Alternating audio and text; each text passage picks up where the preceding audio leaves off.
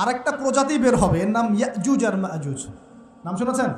এই যে এই সূরার মধ্যেই আছে, এই সূরা কাহাফের কথা বললাম না, সূরা কাহাফের পিছনের দিকে আছে ইন্না ইয়াজুজ ওয়া মাজুজ মুফসিদুনা ফিল আরদ। যুলকারনাইন বাদশার কথা পড়বেন, তিনি এই যে দেয়াল নির্মাণ করে দিয়েছিলেন লোহা এবং তামা দিয়ে, মনে আছে, পড়েছেন? আচ্ছা, এই ইয়াজুজ আর মাজুজ যখন বের হবে পৃথিবীর পানি খেয়ে শেষ করে ফেলে দিবে একেবারে। এর এত বেশি হিংস্র হবে যে এদের সাথে লড়াই করার মতো ক্ষমতা কোনো মানুষেরই থাকবে না। এমনকি ঈসা আলাইহিস সালামেরও নয়। ঈসা আলাইহিস সালাম তুর পাহাড়ে চলে যাবেন মুসলিমদেরকে নিয়ে, তুর পাহাড়ের ভিতরে মুসলিমরা সেখানে লুকিয়ে থাকবে, পৃথিবীর মেসাকার অবস্থা হয়ে যাবে, পৃথিবীর পানি খেয়ে শেষ করে ফেলে দিবে হিংস্র প্রজাতি। তখন ঈসা আলাইহিস সালাম আল্লাহর কাছে দোয়া করবেন, আল্লাহ এই বিভৎস জাতিকে ধ্বংস করো। আল্লাহ রাব্বুল আলামিন তখন ওই ইয়াজুজ আর মাজুজের এই কাঁধে, ঠিক কাঁধের মাঝখানে একটা ভাইরাস জন্ম দিবেন। কি জন্ম দিবেন? ওই যে বলি না মহামারীর ভাইরাস, অমুক ভাইরাস তমুক ভাইরাস, এই ভাইরাস আরও সামনে আছে বাকি এখন। ওই ভাইরাসে, ওই পোকায়, ওই ব্যাকটেরিয়া বা যেটাই হোক আল্লাহ পাক যাই দিবেন, এতে করে ইয়াজুজ আর মাজুজের পুরো প্রজাতি ধপধপ ধপধপ করে মারা যাবে। মানে এটা ছোঁয়াচে রোগ হবে। কি রোগ হবে?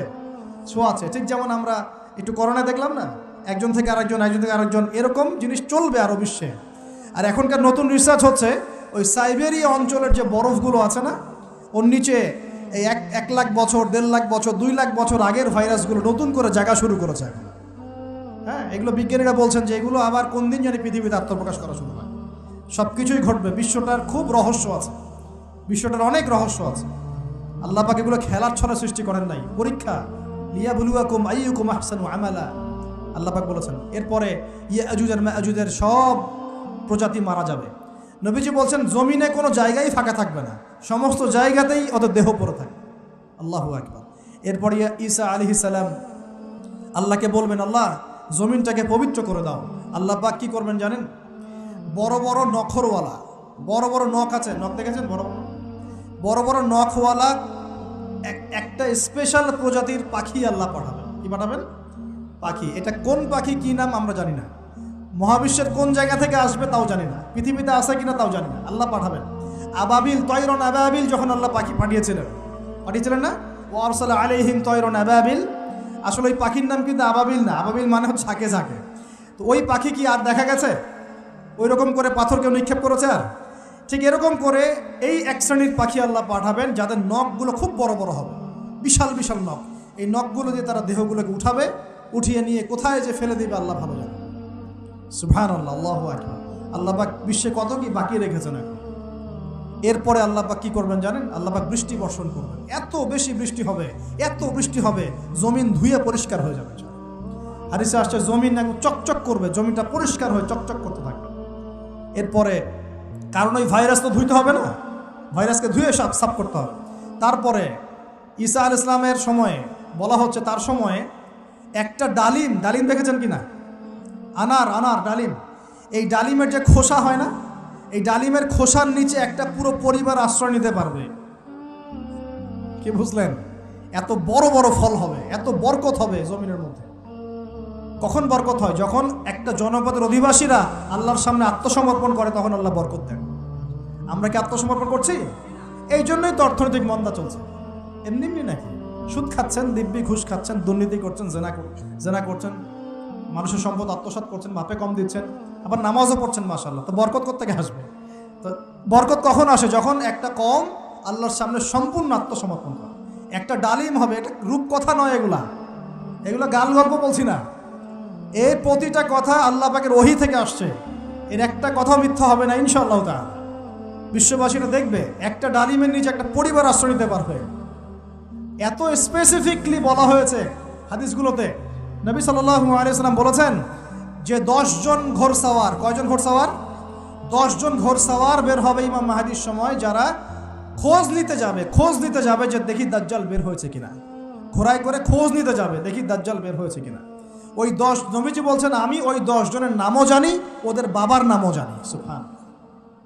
এত স্পেসিফিক জ্ঞান দেওয়া হয়েছে আল্লাহর পক্ষ থেকে নবী সাল্লাল্লাহু আলাইহি ওয়াসাল্লামকে। তার হাদিস থেকে বলছি, ডালিমের নিচে পরিবার আশ্রয় নিতে পারে।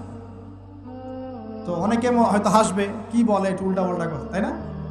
নাস্তিকরা মনে করতে পারে যে হাসবে, আরে হাহারি এক দিয়ে রেখে দেবে। এখন মানুষ ফেসবুকের মতো চিন্তা করে, ফেসবুকের মতো হাসে, ফেসবুকের মতো কাঁদে, মানুষ এখন রোবটিক হয়ে গেছে, ঠিক আছে? আচ্ছা, তো এরপর কি? এরপরে বরকতের এই সময়টা শেষ হয়ে যাবে কখন? যখন মানুষ আবার সেই জেনা, পাপ, শিরিক, কুফর এগুলোতে লিপ্ত হবে। আল্লাহ রাসূল বলছেন এমন একটা মানুষও বাকি থাকবে না, একটা মানুষও না যে খালি লা ইলাহা ইল্লাল্লাহ কালিমাটা পড়তে জানে, এমন একটা মানুষও বাকি থাকবে না। বলেন নাউজুবিল্লাহ। ওরা হবে এই পৃথিবীর সবচেয়ে নিকৃষ্ট মানুষ। ওদের চেয়ে নিকৃষ্ট কোনো মানুষ এই পৃথিবীতে হবে না। এখনও কি এরকম সময় আসে নাই? এখন কি লা ইলাহা ইল্লাল্লাহ আছে না? পূর্ণাঙ্গ প্রয়োগটা নাই, কিন্তু কালিমা তো আছে কি না? তখন নবীজি বলছেন এমন একটা যুগ আসবে যে লা ইলাহা ইল্লাল্লাহ বলার মতো একটা মানুষ খুঁজে পাওয়া যাবে না, আর মানুষ রাস্তাঘাটে কুকুরের মতো জেনা করবে। রাস্তাঘাটে কুকুর যেমন সঙ্গম করে না রাস্তাঘাটে, ওই রকম করে মানুষ রাস্তাঘাটে জেনা করবে। ওই সময়ে আল্লাহ রাব্বুল আলামিন পশ্চিম দিক থেকে সূর্য উঠাবে। কোন দিক থেকে? সূর্য সত্যি সত্যি পশ্চিম দিকে উঠবে। পৃথিবী একদিকে ঘুরছে না এখন, কে জানে আল্লাহ পাক পৃথিবীর ঘূর্ণন থামিয়ে উল্টা দিকে ঘোরাতে পারেন না? অবশ্যই পারেন। আল্লাহ পাকের জন্য এটা খালি বলা কুন ফায়াকুন, হও হয়ে যাও। পুরো বিশ্বের বড় বড় ডিপার্টমেন্টগুলো কারা নিয়ন্ত্রণ করছে? আমরা নিয়ন্ত্রণ করছি? জি না। এমনকি খ্রিস্টানরাও নিয়ন্ত্রণ করছে না, বরং ওরাই নিয়ন্ত্রণ করছে। আপনাকে গভীরে ঢুকতে হবে তো।